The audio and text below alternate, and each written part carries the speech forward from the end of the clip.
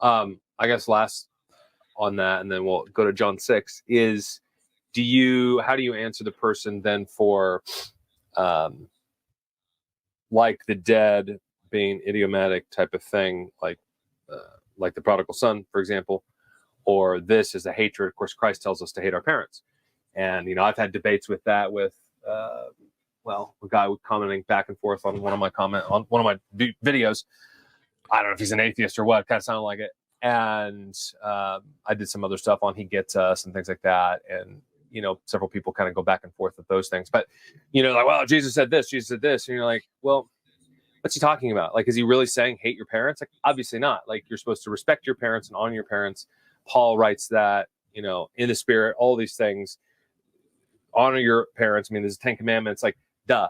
So what do you answer that? Or is that kind of incorporated in your view as far as like a preference, like hatred, or is it just a straight kind of standard 2024 type of hatred? Because again, words do change meaning and application and things. So I'm curious what you see with that. Well, I think that the question that's raised oftentimes is in relation to whether or not God loves everyone equally.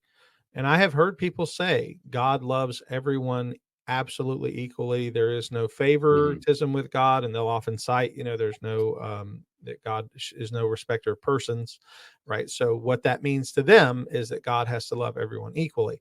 And I say it just doesn't work on paper. When you go back and you see the expression of grace given to the Israelites versus the expression of grace given to other nations, no Egyptian was told, hey, if you put blood on your doorpost, you're not going to lose your firstborn. Even if it was possible, I've heard people, well, it would have been possible if they would have done it. Nobody told them. It's like even if they could have done it, nobody. I don't know of any Israelite evangelists who were going out and saying, you guys all need to put blood on your doors. They didn't do that. So right. And even if they did, we don't know. I mean, number one, obviously, but likely not, like you're saying. But even had they been told, would they have done it? These are just big questions to think about. And ultimately we don't know an answer to, but that is a good point in the sense that, there is this preference. So anyway, go on. No, yeah. So when you brought it up already, the whole, hate sometimes simply means to love less. Mm-hmm. And I say, okay, well, if we're willing to say, because I happen to be an omnibenevolence guy, I do hold that position that I believe God shows loving kindness to all men. I think I can argue that from the text.